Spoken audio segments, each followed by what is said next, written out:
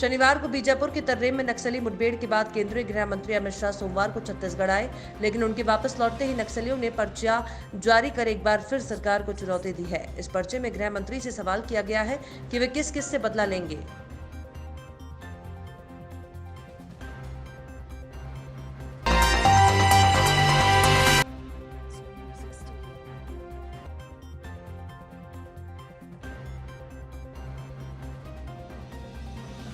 पश्चिम बंगाल समेत देश के 5 राज्यों में विधानसभा चुनावों के लिए मतदान हो रहा है। बंगाल, असम में तीसरे चरण के लिए मतदान है, जबकि केरल, पांडुचेरी, तमिलनाडु में सभी सीटों पर वोटिंग हो रही है। सुबह से ही वोटरों की लंबी कतारें देखने को मिल रही हैं। दिग्गज भी वोट डाल रहे हैं।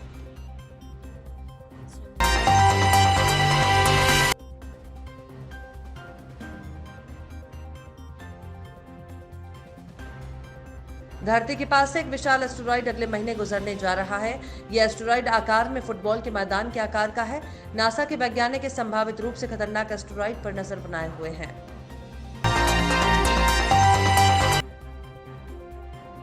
लॉकडाउन जैसी स्थिति, प्रदेश में पंचायत स्तर के चुनाव और छुट्टियों या शादियों का सीजन जैसे वजहों के कारण ट्रेनों में सीट आसानी से नहीं मिल रही है। कोरोना के बढ़ते संक्रमण से डरकर मजदूर अपने गांवों को वापस लौटने लगे हैं।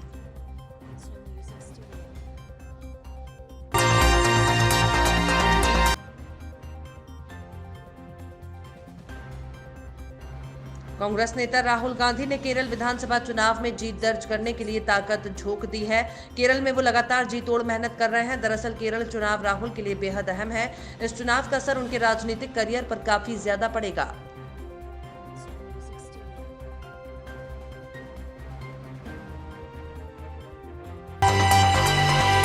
तमिलनाडु, केरल और पांडुचेरी की सभी विधानसभा सीटों पर आज वोट डाले जा रहे हैं। तमिलनाडु की 234, केरल की 140 और पांडुचेरी की 30 सीटों पर जनता आज उम्मीदवारों की किस्मत का फैसला ईवीएम में कैद करेगी।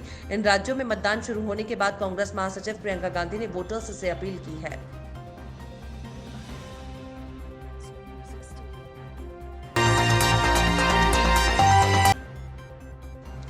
कोरोना संक्रमण से मौत का एक भयावह चेहरा सोमवार को सामने आया, जब राजधानी में 14 पॉजिटिव मरीजों के शव भदभदा विश्राम घाट पर पहुंचे।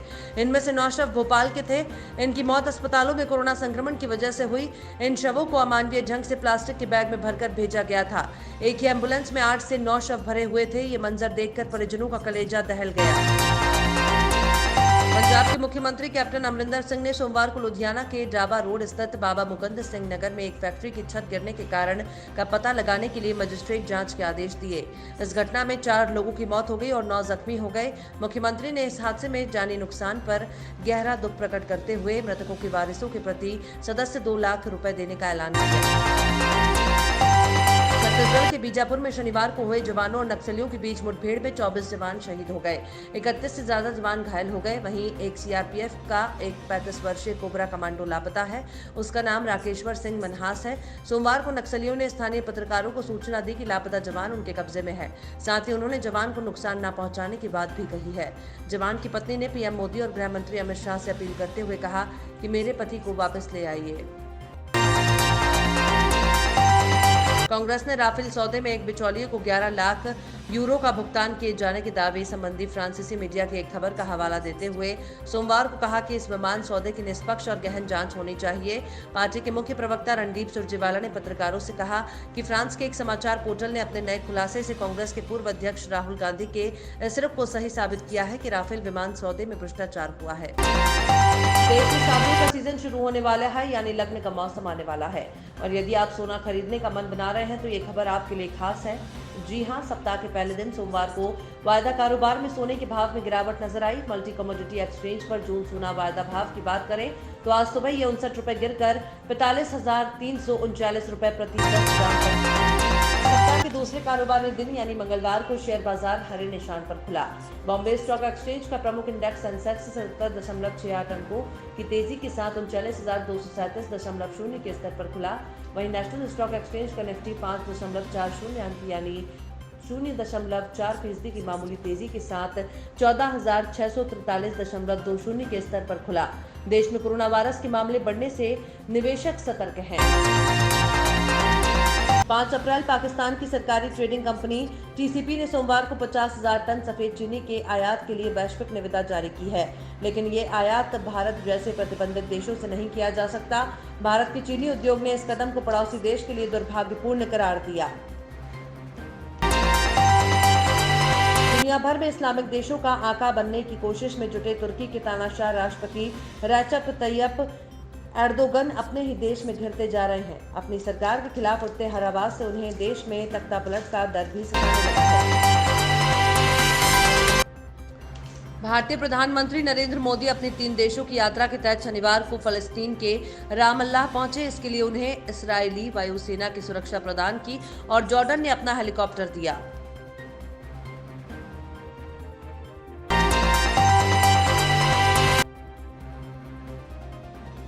भारतीय ऑटोमोबाइल इंडस्ट्री में 2 चीजें आज के समय में तेजी से पॉपुलर हो रही हैं, जिनमें एसयूवीज और इलेक्ट्रिक कारें शामिल हैं। दोनों ही कारों की बढ़ती डिमांड को देखते हुए अब ऑटोमोबाइल इंडस्ट्री इन्हें एक ही प्लेटफॉर्म पर लेकर आ रही है, जिसका मतलब ये है कि भारत में जल्द ही कुछ धाकड़ इलेक्ट्रिक एसयूवीज लॉन्चिंग को तैयार है, जो सिंगल चार्ज में जबरदस्त रेंज देने में सक्षम होंगी। इंडियन प्रीमियर लीग के मौजूदा सीजन की शुरुआत से पहले इस साल भारतीय क्रिकेट के 3 सितारे अंतर्राष्ट्रीय क्रिकेट से संन्यास का ऐलान कर चुके हैं। इसमें ऑलराउंडर यूसुफ पठान, तेज गेंदबाज आर विनय कुमार और विकेटकीपर बल्लेबाज नमन ओझा के नाम शामिल हैं। मगर हम जिस विकेटकीपर बल्लेबाज की बात करने जा रहे हैं, उन्होंने संन्यास लिया था पिछले साल यानी दिसंबर 2020 में, और अब आईपीएल की सबसे कामयाब टीम मुंबई इंडियंस के साथ जुड़कर वो उसे रिकॉर्ड 6ठा खिताब दिलाने की ओर देख रहे हैं। बेहद छोटी सी उम्र में इतिहास रचने वाले इस धुरंधर विकेटकीपर का नाम है पार्थिव पटेल। आईपीएल 2021 के आयोजन में कुछ ही दिन रह गए हैं। सभी 8 टीमों ने अपनी तैयारी शुरू कर दी है।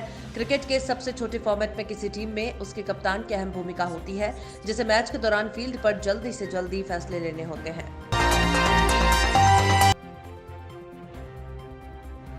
इंडियन प्रीमियर लीग की फ्रेंचाइजी टीम दिल्ली कैपिटल्स के हेड कोच रिकी पॉन्टिंग ने स्टार बल्लेबाज पृथ्वी शॉ को लेकर कुछ बड़ी बातें कही हैं। उन्होंने कहा कि जब शॉ के बल्ले से रन नहीं निकल रहे होते हैं तो वो नेट्स पर भी बल्लेबाजी नहीं करना चाहते हैं, और जब वो फॉर्म में होते हैं तो हर समय बल्लेबाजी करने के लिए बेताब रहते हैं।